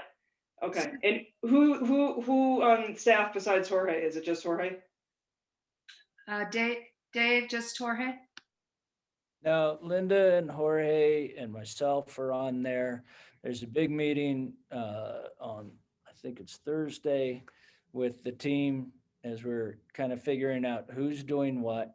Okay. We've broken it into, we're going to kick over to the facilities committee with board input, certain projects. There are certain projects that are basic pipes and paint that the Tiger team is just going to grab and go. We've got a number of RFPs about to hit the street that are just basic stuff that is outside of that. There are certain bucket items that need the facilities committee to rethink and to revise, including the bus barn, the cottage, the theater, the new construction projects, that sort of thing. So we definitely need the input. Prior administration talked about moving bus barns all over the place, and there's really there are very few places to go with that. Jorge has done some Google map work, and we have some possibilities of rethinking how we use the campus. That would be for the facilities committee. But we're getting our ducks in order, and we're trying to get there. I think the answer then is let us know when you need us. We'll let you know within a couple of weeks. We Okay. are moving as hard and fast as we can on a lot of different projects. Yeah, no, I just want to make sure that it's part of the, as we're talking about this, as part of this process, that it doesn't get forgotten. I'm going to keep saying it until it gets put on your timeline. And I am not in any way talking about the maintenance stuff. I don't think that is pure operational. We got the money for you to spend on making sure the roof doesn't leak, and that I don't see the board needing to get involved with that unless you ask for help with whatever, Yep. But we're trying to forge some of these relationships. We're trying to work with some of our not-for-profits to make sure we can stretch as far as we can. There's a possibility of collaborating with the city. on early childhood. There's no Great. shortage of opportunities for that. It's just finding the time to do it. Thank you very much, Dave. So is it Linda again on budget update? Yes, and this is just a really fast update. I wanted to once again reiterate that we're not done with this year yet on setting up the budget for this year because of the bonds money. So that will be in the next board meeting. But we're also actively working on building the budget for next year. Still looking at funding options from the state, haven't heard a whole lot there. They seem to be talking about, they're throwing money in little spots, but I don't want to build a budget on those little pieces of money that they're throwing, like ESSER funds, additional CARES funds and stuff. Anything that you hear that's coming from the federal government coming to us, it's based on title money, and we don't get a lot of title money. So I don't want to backfill a hole on that. I'd like to use that money, like for example, the ESSER 3 funding that's going right now that's being talked about. We're going to get probably around $230,000. We'd like to use that money for our summer school program to fill in the gaps of the educational stuff. So something kind of above and beyond of what we have in there. And we are we're getting very close to having a staffing design done for next year. The next piece of it is building the non-labor pieces of the budget. So we're looking at that, and Dave and I have been working together, talking about philosophies, on how to fund certain projects and how things should be, like maybe in the sales tax money or the property tax money in Snowmass Village versus general operating funds. So making sure we're all on the same page of those buckets of funding. So that gives you just a brief update, work in progress, lots of stuff happening there. I do meet with the FAB next week. Again, we have a FAB meeting on Monday. We're going to talk a little on budget, but we've also got an RFP and responses back for a new auditing firm for next year. We had 2 responses, 2 candidates that were both really strong. So I'm excited about that, and I'm excited to work with the FAB on selecting someone for our next project. We have a bunch of dorky people that are ready to dive into that. So that's great. Linda, I have one question for you, not to interrupt, just to go back to the budget for a second. When is AEF scheduled to be part of that? Because I know some sort of from a public perspective, it's always been engaged at some point in the ask, so they can do their planning for the next year for fundraising. Yeah, and they always are kind of almost a whole year ahead of where we're at too. So I'll bring them in probably in the next couple weeks. We'll set up a meeting, and it'll be with Dave and I to talk to Cynthia and find out, where she's looking, where her thoughts are, what she'd like to help us with, those types of things. We have met quite frequently this year just because they wanted to be so helpful with all this COVID and fundraising for that and giving money over. So we've been coordinating that together too. So that meeting will be coming up. We are meeting tomorrow. Susan set it up, and we're meeting with Snowmass Village. So that's, I was just updating that presentation to give to them tomorrow. So and then we'll do the same thing with the sales tax piece of it too. Right. So can I ask, you mentioned that we're looking at 2 new auditors, which is great. Was it like 50% our fault, 50% their fault that we were so late this year with our audit? Was it more them? I just want to have some sense of how wonderful will it be to have a new auditor? There's always you know, when you have a change, it's good to look for new auditing firms every, you know, 5 to 10 years. And to look and to get new thoughts and ideas on how to improve your processes, and also look at other school districts that they audit to go and come up with new ideas. I think our auditors we had before were kind of in the same mold because we'd had them for so long. So not a lot of new suggestions were coming forward. But that said, COVID was a really nasty time. You know, during March, starting in March, all the way in through August, it was difficult to get people to even come in the building and do work. And we were short-staffed a little before. So I don't want to place all the blame on our prior auditors. You know, I need to fall on my sword a little bit too and say, yeah, but could I have done any better? I don't think so, just because of the situation. If I may, Linda, just say too that, you know, this was something that prior to this year, before COVID, the concept of a periodic change in auditors was something that the FAB supported. And the feeling, it was something we may have considered doing a year earlier than now, but because of COVID and changes and all that it wasn't pursued. So it's not really anything that has anything to do with how our audit went this year. There was a strong feeling from several, if not all, members of the FAB that we should at least bid it out. And I don't know whether the old firm chose to bid on it or not, but the idea is you need to bid these public contracts out periodically, and that's really what it was about.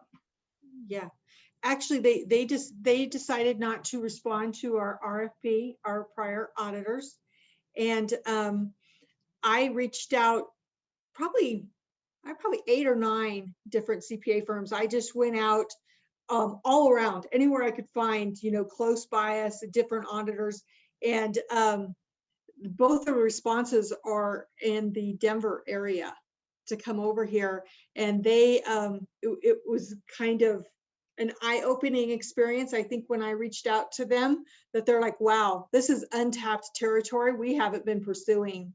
So we want to come into Aspen and we want to do a really good job so we can start grabbing up all the other places around that need auditors. And so I liked that idea. And in an economy where there's a huge shortage of accountants right now, and it's difficult to get staff.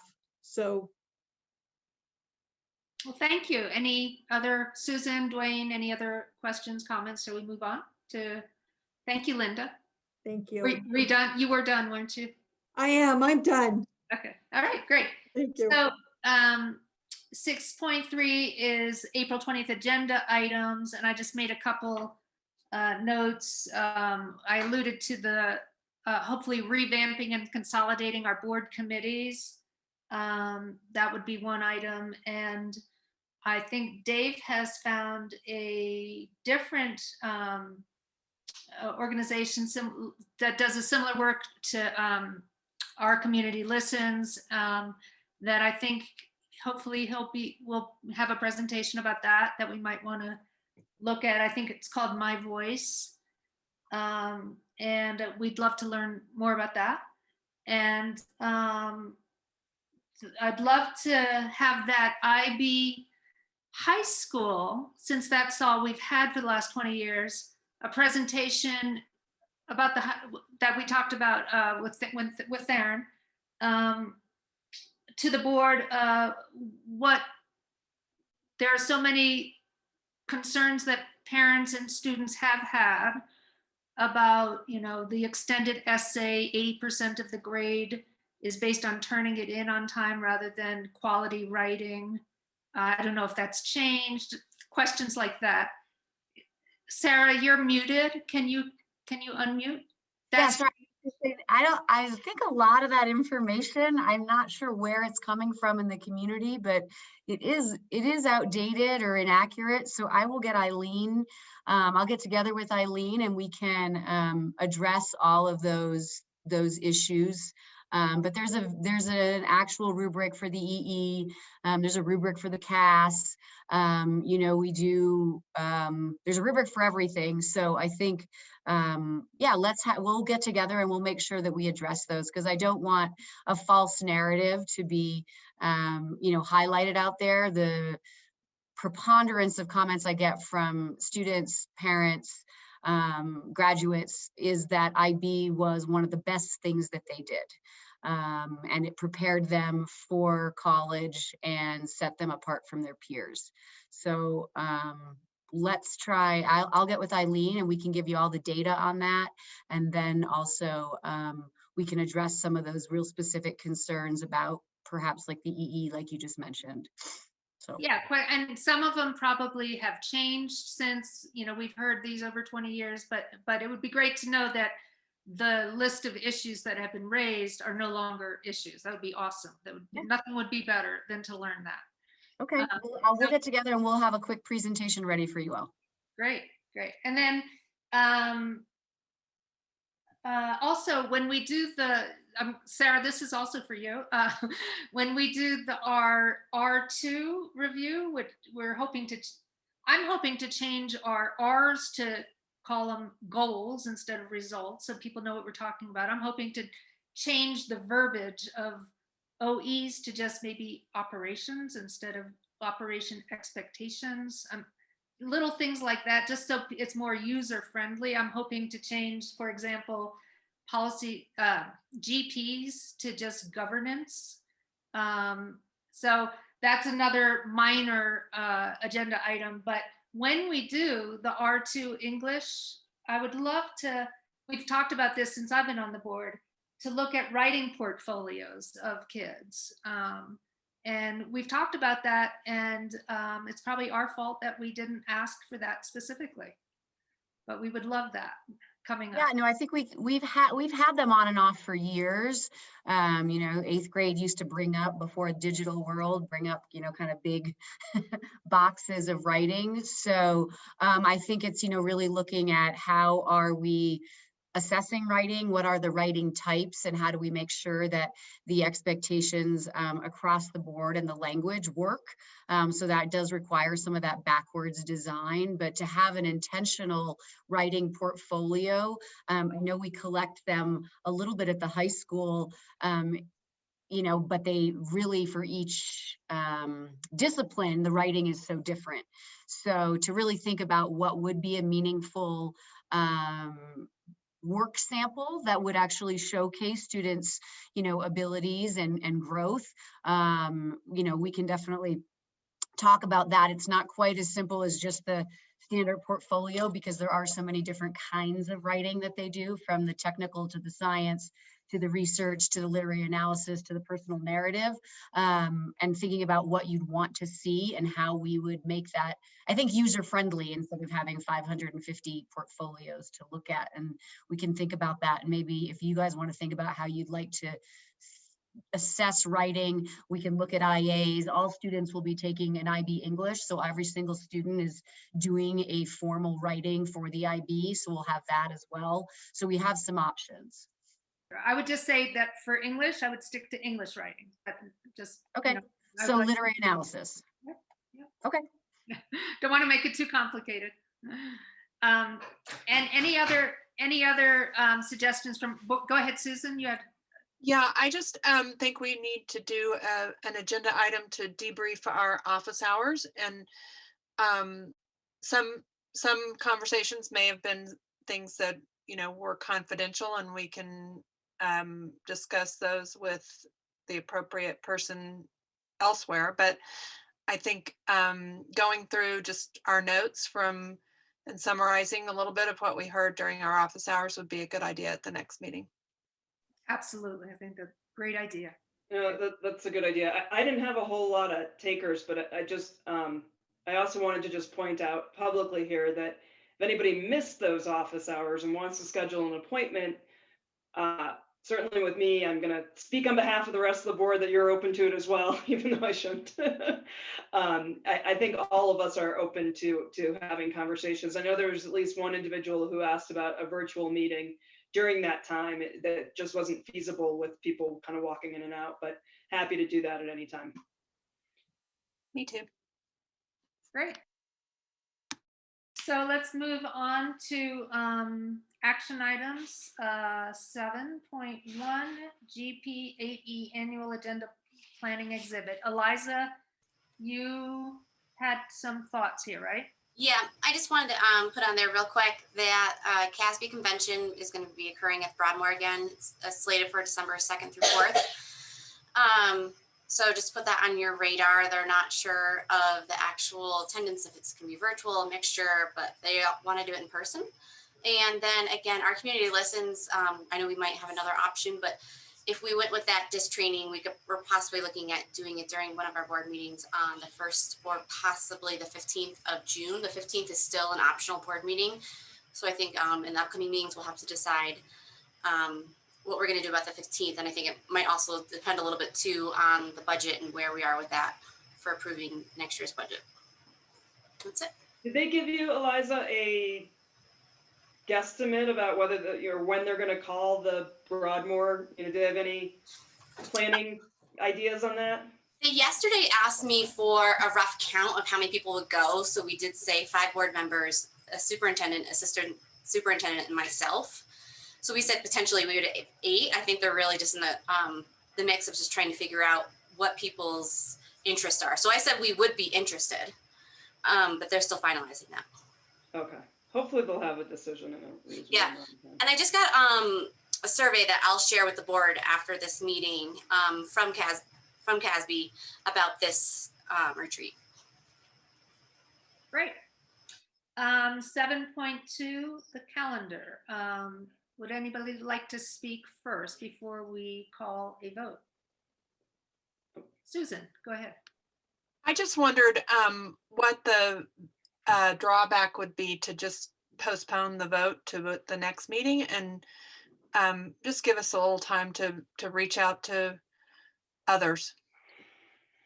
And, just timing wise, what if we could possibly do that? So I know there's some movement on that front, but I kind of feel like in support of the work that has been done, which is surveys and consolidation of said surveys and presentation to the AEA, 2 months ago. I think that there has been a lot of work done in this, and I hate to, keep kind of second guessing and studying everything, too long, because these calendar revisions have been under process for quite some time. And so I feel like, we haven't been involved in those discussions. I'd like to respect Dave's wishes to go ahead and move forward with the calendar, as it's his job. I would like to try to garner some goodwill and among staff around the place where their workplace. And so I just wonder if there's a big time constraint in waiting to the next meeting. Dave, would it set us back to not vote on it today? We were asked to develop the calendar and get it put together in our best professional judgments, and that way our numerous partners can adapt to it. I get that change is hard. No, we can wait forever. I mean, Well, right? What do we lose if we wait for one more meeting? Not a thing. But what do we gain if we don't? Goodwill, potentially. Potentially, I guess, maybe. I don't know what's going to change. We worked really hard to put this together. A lot of people looked up and worked on it. A lot of principals talked with a lot of teachers. A lot of district office people talked with a lot of teachers. And, I get that, it's a different way of doing business. I get it. And I don't,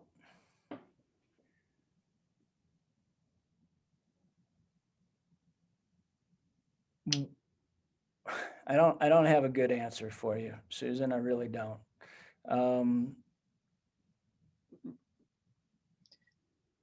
I don't know how to get the work moving for that everybody's asking us to do, right? A unifying theme, a IB, right? Framework.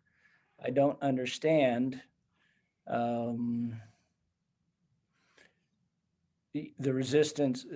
The assessment days are a nice feature, but they're certainly not utilized by the vast majority of students. The early release days are tricky at best. I mean, Chris and his team have put together a good program, and I understand bite-sized chunks of learning. I do, but I also understand being really tired after working with a lot of kids. And I also understand setting up professional development that's meaningful and relevant and rigorous and allows staff to, change seats and move around and do different things and self-select into things. I understand building professional development and using a whole day for it. I also know how hard it is as a parent when I have to find daycare for half a day, 1 day a week. That's pretty tricky. And I also know that if I were a provider of that, I would be able to adapt, right? But the more time I have, the more time, I can work on it. So can we send to the providers?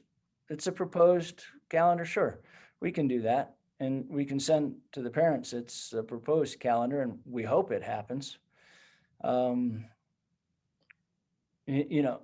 tried to develop it because we were asked to develop it and get it put together as soon as possible. And I felt like we were late to the dance at this point. So can we wait 2 more weeks? Sure. Sure.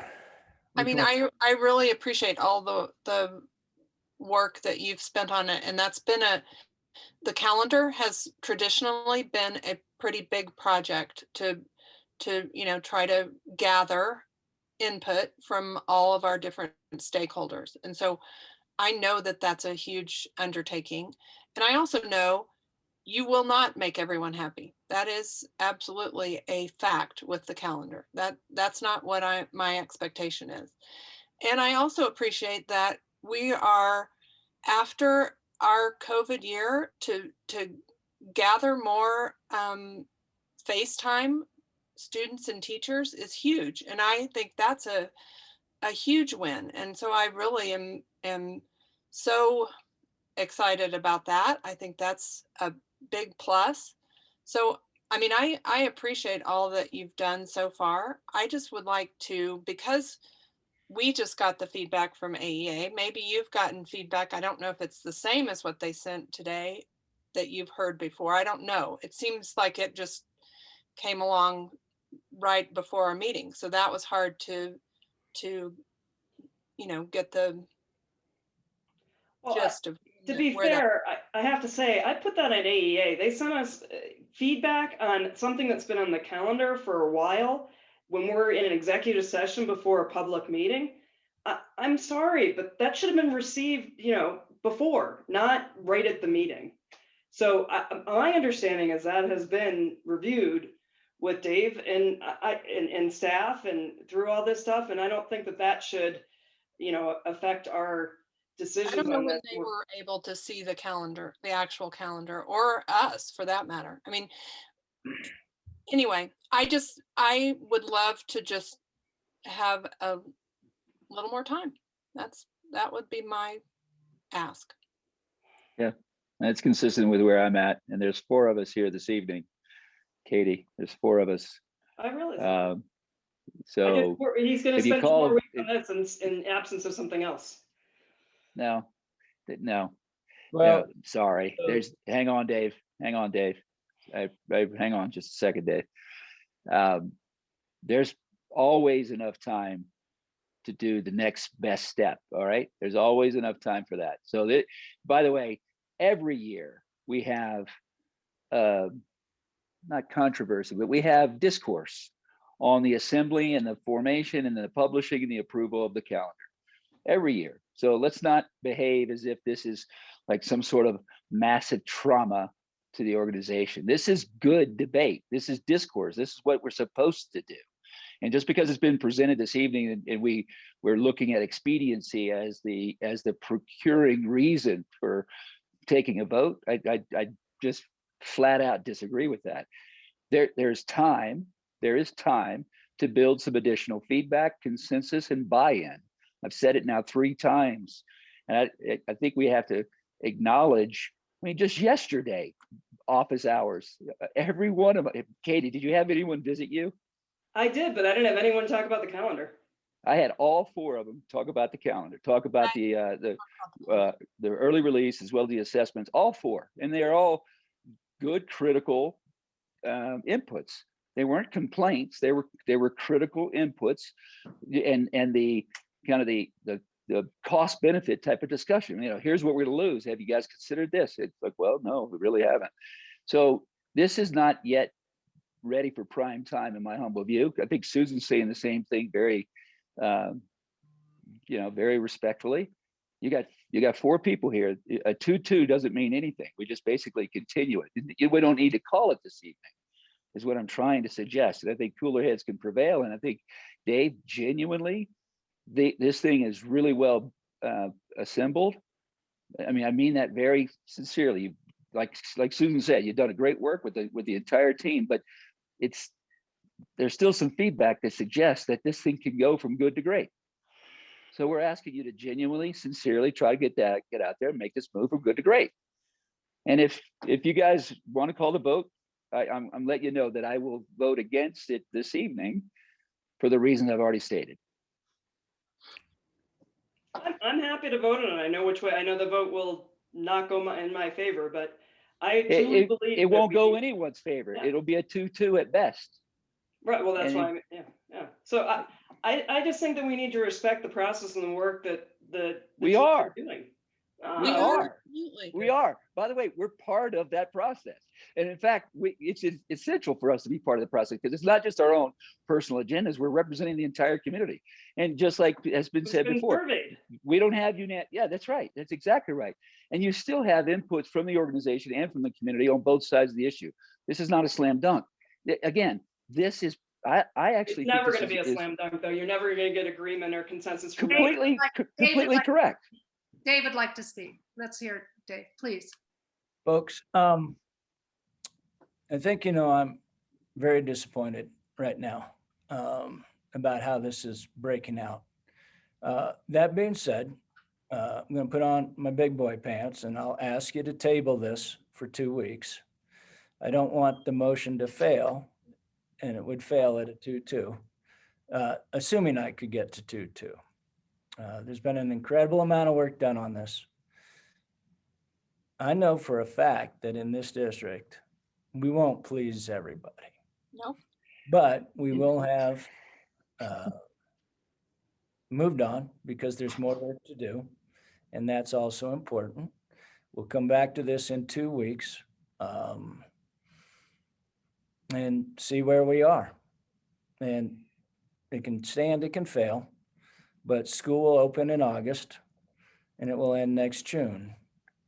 And it will look either like the motion that was in calendar that was approved by the prior board, that was recommended by the prior, I'm a little flustered, excuse me, prior administration, or it won't. And that will be a decision for the board to make in 2 weeks. Well, and I can assure you that there will be pros and there will be negatives between now and then. But at this point in time, I will ask you to table the motion. Let's conclude the business of the evening and we'll move on. Before we table it, because I don't necessarily want to table it, I want to hear from Susan. Susan kept trying to talk and I couldn't hear. Yeah, I mean, I don't want this to feel like a defeat. It's just a encouragement to continue the conversation. And I don't think it's either or. It's not going to look like this, or it's going to look like what the old calendar looked like. That's part of collaboration. And and I think this can be a really big plus in how everyone feels about it, to where it's a win-win-win. And on top of that, you know, if there's other feedback, we need to get it before the day of the meeting. We need it, you know, to happen along the way so that we can have this conversation. My sense is that I'm sorry, were you done, Susan? Yeah. Okay.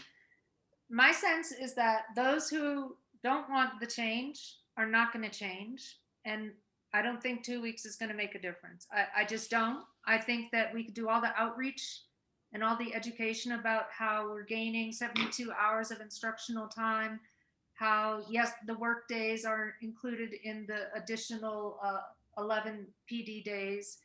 I think that everybody who has made up their mind is not going to change their mind with time. I don't think time is going to change anything. It might give maybe some board members more time to talk to the pros and the cons, but I don't think people are going to change. I don't think the people who I'd have like to have that time then. Yep. say that. I would like to have that time. I mean, and you know, I'm not, yeah, I don't think it's that people just don't want change. There are some specific things that they asked about that I don't know the answer to. And I would like to make sure that those were discussed. What? Like So- what? Like Susan, there's you're cutting in and out. You're cutting in and out. We can't hear everything. okay. So specifically, there was a question about moving the January 21st Professional Development Day to the January 18th or 25th, just so that there's more continuity for elementary school kids. I mean, just little stuff that, you know, maybe that's already been discussed, but I don't know about it. And so that was my question. Have these things been discussed? And I didn't really get a specific answer about that. Can you address that specific question? My other feeling is that we hired Dave to use his best judgment and efforts to improve student achievement. And to me, this sounds like student achievement is going to really improve. And I just don't think people are going to change. We also hired him to make sure that our climate and culture is doing well and that we're collaborating. So I think all of those things are very important. I also know that luminaries used to come 20 years ago or 15 years ago when we first when we first started the early release. We had Schmoker visit and teach the teachers and train, and we had Marzano come and visit and teach. We had true luminaries. It was an incredible experience, and with lots of good recollections of those training sessions. Things have changed a bit. It's become a little more loosey-goosey, a teeny bit. You know, I'm sure a lot of good work has still been done during those early releases, but I think Dave's plan, I feel confident that those who object now, because it's change, and change, as we've all said, is hard, will pretty quickly see, wow, teachers are able to collaborate a whole lot better for a lot of reasons. Kids are learning a whole lot more for a lot of reasons. And delaying this vote 2 week, you know, let's say it's 2-2 today, let's say it's not 2-2. It's hard for us to predict how each of us is going to vote. I don't know how, you know, whether it's 2-2 or not 2-2. I feel that delaying is going to make it harder to implement this incredibly attractive change that could improve both teachers' training, collaboration, all the assessment that go, and most importantly, students learning. And students have not been learning that much as far as any objective data tells us the last few years. Objectively, we haven't been doing that well. And I think this is an opportunity on steroids to finally kind of turn the corner and do well.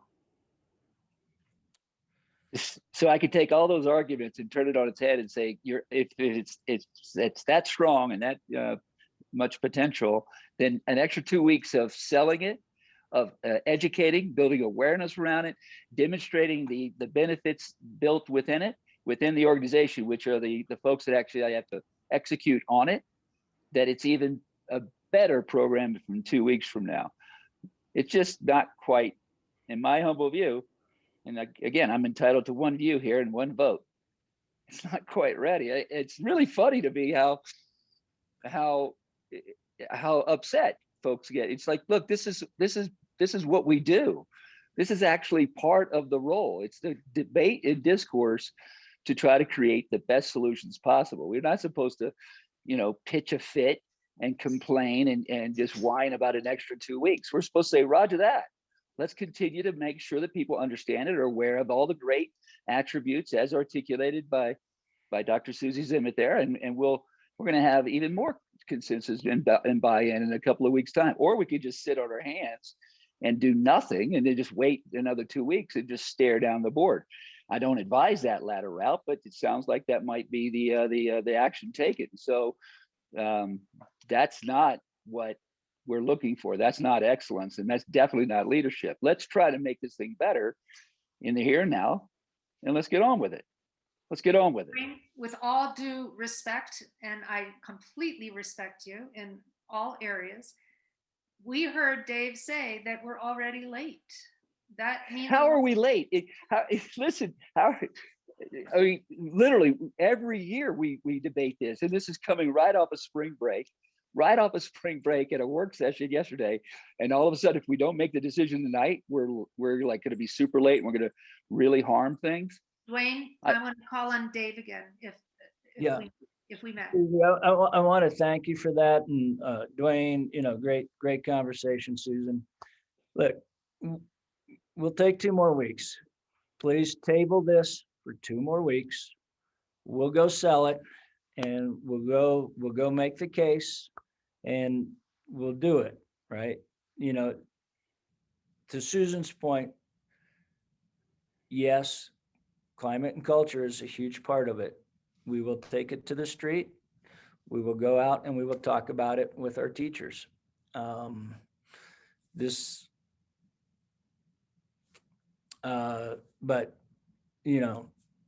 and Susie, your points are 100% correct. I do believe 100% that this is a great plan, and I believe in it 100%. And I had actually gotten to the point where Dwayne just kind of iced the cake, if you will. I really think it's a great plan. I think the teachers will like it. I don't see why they wouldn't. I think it benefits kids. I think it benefits families. It benefits teachers and their professional growth. We'll take it to the street. We'll talk about it in some community meetings with the schools over the next 2 weeks, and we'll bring it back. So I really would like to ask the board to table it for tonight as a huge favor to me. If nothing else, please table this for 2 more weeks. We'll come back and we're going to make the ask again.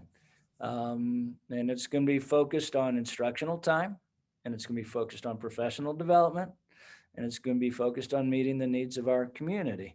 And, that's how we're going to bring it forward. And we will let our not-for-profit partners know that this is what we're looking at very firmly as a change of doing business. I know that schools that have gone away, like from the early dismissal, have done it without missing a beat. I think Aspen Country Day walked away from it this year. They did it without missing a beat. And most districts don't have assessment days. And I think we'll be okay. But I am happy to take it out to the teachers and talk about it there. I really am. But I would ask that we table it and for now, and we'll bring it back. Thanks, Dave. Thank you. I really appreciate it. I'll go along begrudgingly. No. Thank you. Do we need to vote on this, Eliza, to table? No. You- No, we're good. No, it just continued, right? Yep. All right, consent action agenda items. Susie, Yes. I'd make a motion to approve consent action items 8.1, 8.2, 8.3, 8.4 as presented this evening to the board here on first reading. I would like to highlight this $10,000 donation, and otherwise I agree with your motion. Can I have, Cool. can we have a motion to, Second. great. Okay, Second. I'll second. thank you. And am I hearing, Dwayne, that you are not approving or making a motion to approve 8.5 personal items? Oh, I'm looking at an 8.5. agenda that's published. I just saw 8.1 through 8.4. There's an 8.5. Yes, there's a personal items 8.5. That's 8.4 there as and well. others. 8.4 is personnel items. Yeah, that's what Looking- I'm sorry, I may be looking at. Oh. So Eliza, we have 8.1 board minutes, 8.2 resolution, 8.3 donations, 8.4 personnel. Yes, correct. Sorry, I was looking at another document with another. Yep, you're right. Sorry, Dwayne. All right, good. let's do roll Yep. call. We have a So you motion gotta- and a second, yep. right? You got that, Eliza? Yeah, Katie Frisch, Aye. Susan Marolt, Hi. Dwayne Romero, Aye. and Susie Zimmett. Aye. Thank you. And then future agenda items, work session, future meeting work session topics. Anybody want to add to what's listed there? We talked a lot about new topics for our next couple of meetings already. I think we have plenty to fill a whole bunch of meetings. So if we want to move on to debrief. Just one question on the future transportation update. Is that something, I don't remember what that was. Correct. Reagan's going to do a transportation update next meeting. It's just kind of an overall view of the transportation department. Okay, is that already on our next meeting agenda? That will be. Okay, yes, it is. Sorry. All right, thanks. So Dwayne, you Deep- are. Debrief. Yep. Yep. Debrief.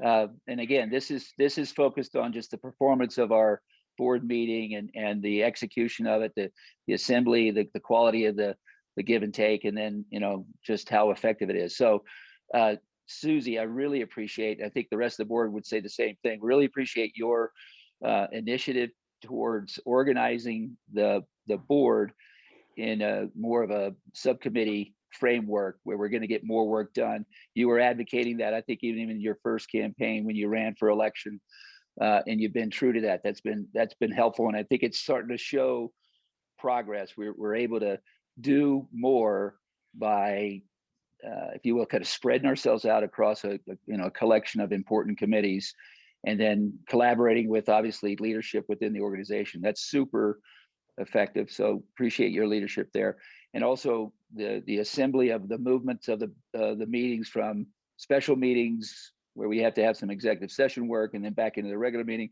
and being mindful of all of the inputs and voices around each topic. That's also really good work on your part. And if you notice, obviously, when we first came on, there was 4 to 6 hour board meetings. Now we're in the 2.5, maybe 3. And I think the quality and the richness of the discussion is better. It's much better. And I think the community probably has a better chance of, frankly, just engaging and can see the work as it's progressing. And then Dave and the leadership team around Dave, bravo. I mean, we've asked you to take a lot of updates and progress reports and be able to synthesize that into kind of what's the most important for this particular business meeting? How can we continue to progress the mission of the district without getting too bogged down in excessive reporting? So that's been very helpful. And I think it's also been able to illustrate some of the leadership in action throughout the entire organization. We're getting great feedback from teachers, and we're getting feedback from principals and district specialists. That's all been, I think, enriched with this kind of more effective meeting. And then my final comment for my fellow board members, I know you guys are all good for debate, discourse and debate. I know that you guys stood up, to run for election for that. I hope that in my participation in that it's not too offensive. And if it is, then I count on each and every one of you guys to tell me just that. But I think the quality of our conversations have to be focused upon really, tearing hard at issues and being kind on people. So thanks. Thanks, Dwayne. That's, I agree. And I would just also want to reiterate that if anyone wants us to consider something before a board meeting, I mean, we try to get our board packet put together the week before our meetings. And so it's hard for us to actually consider anything that is sent the day of the meeting, and particularly in the few hours before a meeting. So just putting that out there so that we can make sure we can hear from people in a timely way. Good point. And not during, never during. No. We cannot read documents during board meetings. It's not going to happen, or letters. And a president, I mean, I'm coordinating all kinds of stuff for hours before the meeting. So I'm not going to be able to read anything, probably as Susan pointed out, the same day. Good points. Good points. Thank you all. Do I have a motion to adjourn? So moved. Second. Okay, real quick, Katie Fresh, Aye. Susan Merle, Hi. Dwayne Romero, Aye. and Susie Zimmett. Aye. Thank you all very much. Thanks, everyone. Thanks, Appreciate everybody. it. All right. Thanks. All right. See ya. Bye.